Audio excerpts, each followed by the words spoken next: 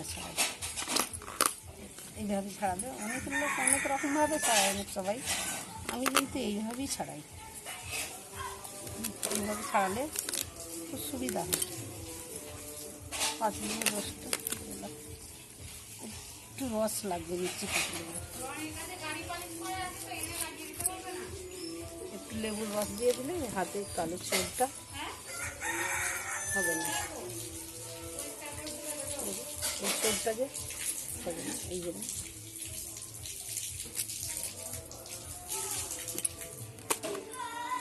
এখানে আঙুলের তেলটা এটাকে তুলে দিতে হবে। এইভাবে মোচাটাকে এইভাবে কেটে নেব। এইভাবে মোচাটাকে কাটবো, এইভাবে মোচাটা এটা সুবিধে হলো। এবারে এইভাবে অনেকে এরকম একটা একটা করে কাটি ছাড়ায়, কিন্তু এইভাবে একটা একটা করে কাটি ছাড়াতে দেরি হয়। এইগুলো ফেলে দিতে হয়। এগুলো ফেলে না গেলে এগুলো শক্ত, রান্না করলে শক্ত লাগে। এইভাবে কাটি ছাড়ালে খুব তাড়াতাড়ি মোচা ছাড়ানো যায়। এটা আমি আজকে এই মোচাটা ছাড়াচ্ছি, এই নারকেলের দুধ দিয়ে মোচাটাকে রান্না করব। এটা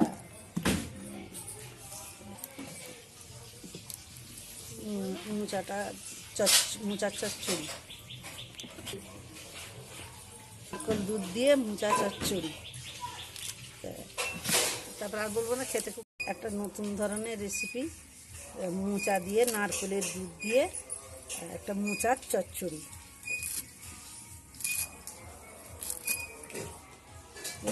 এখন তো বাঁচা হয়নি, কি বলে বলো। মোচাটা আমি এখন পুরোভাবে ছাড়িয়ে নিচ্ছি। তারপরে মোচাটা ছাড়ানো হয়ে গেলে তারপরে মোচাটা কুচাবো। এইভাবে মোচা ছাড়ালে সুবিধা হয়।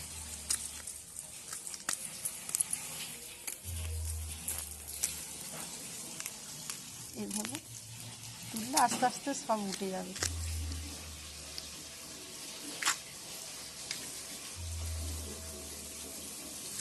এদের দাঁত বড়াতে, ভাঁটাকে সরাতে হবে। তুই ছাড় না, এক্ষুনি লোক দেখে ভুট করে দেবে। এই যে মোচাটা এইভাবে ছাড়ানো হয়ে গেছে। আমি দুটো মোচা নিয়েছি।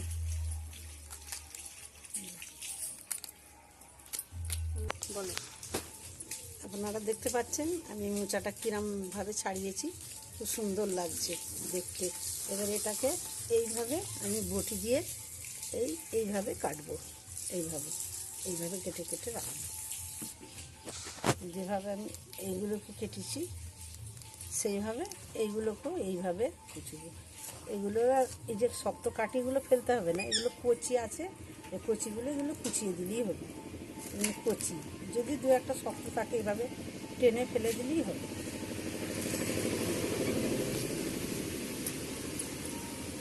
ফেলে দিলেই হবে। যদি তাকে একটু কাটি,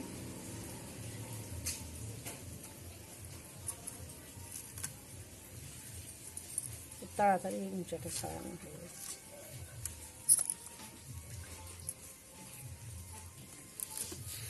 অল্প টাইমের মধ্যে আপনারা মোচা বেছে নিতে পারবেন। দাগটা উঠার জন্য আমি হাতে একটু লেবু দিয়ে, পাতি লেবু দিয়ে ঘষে নিচ্ছি হাতটা, তাহলে দাগটা থাকবে না। এবারে মোচাটাকে এবারে ভালো করে জলে ধোবো, একটা জায়গায় ফেলে ধুয়ে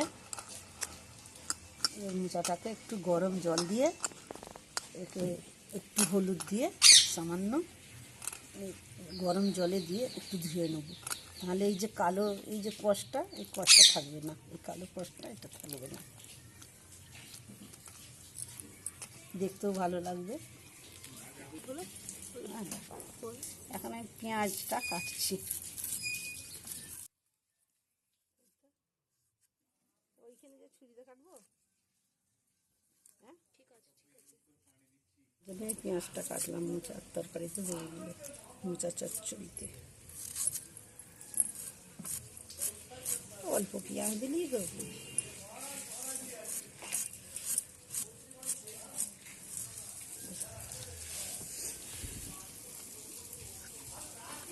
কাটাকুটির কাজটা এবার আমার শেষ হয়ে গেছে।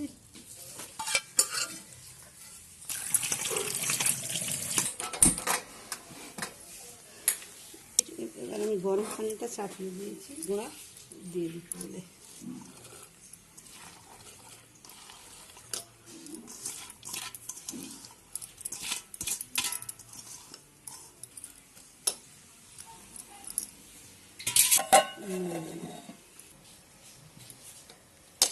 এবার গরম হয়ে গেছে, কষকষা করে এটা হয়ে গেছে।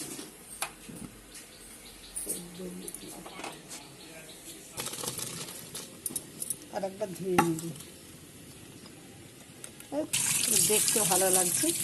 সঙ্গে সঙ্গে হলুদ দিলে দেখতে জিনিসটা ভালো লাগে, সেটাকে এবার জলটা ঝরার জন্যে রাখি। সরষের তেল দিলাম,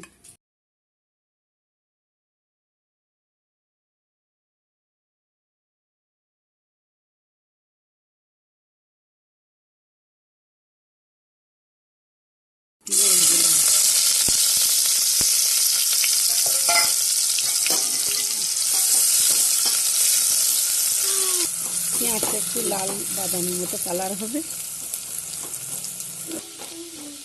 এবার একটু আদা দিলাম, আদা রসুন বাটাটা একসাথে করা আছে।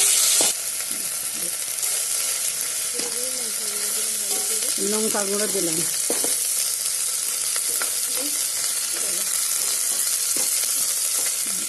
হলুদ দিলাম, জিরে দিলাম, ধনিয়া গুঁড়ো দিলাম। এবারে যে মোচাটা ভাপানো সেইটা ঢেলে দিলাম, মোচাটা ভাপ দিয়ে রেখেছিলাম ওইটা দিয়ে দিলাম।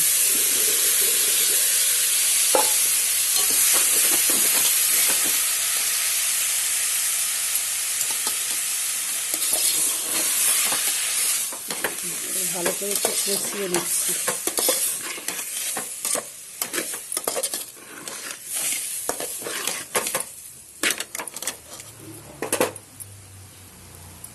এবার স্বাদ মতো লবণ দিলাম,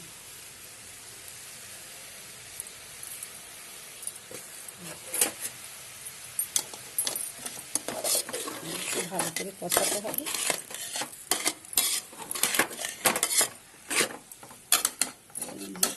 নারকেলের দুধটা বার করে রেখেছিলাম, এটা এবারে অল্প অল্প করে দিয়ে একটু কষছি, কষিয়ে দিচ্ছি। ভালো করে একটু এটাকে কষাতে হবে। এই দুধটা যে দিয়েছি, এই দুধটা এবারে মরে গেলে পরে তারপরে এবারে বাকি দুধটা আছে, বাকি যে দুধটা আছে সব দুধটা দিয়ে দেবো।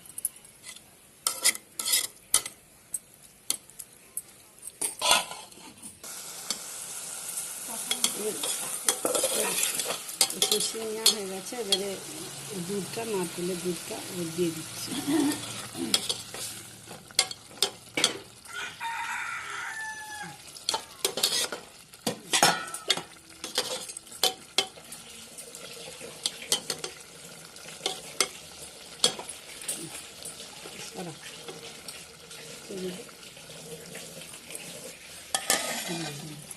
এবার মোচার চচ্চড়ি হয়ে গেছে।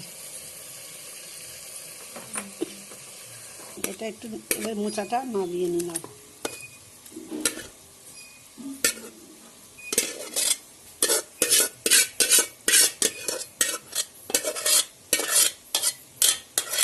তরকারির সেন্টটা তো খুব ভালো হয়েছে, টেস্টটাও নিশ্চয়ই ভালো হবে।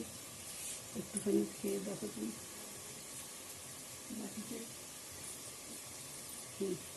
খেয়ে দেখি কী বলবি। আমি এটা টেস্ট করে দেখছি চচ্চড়িটা।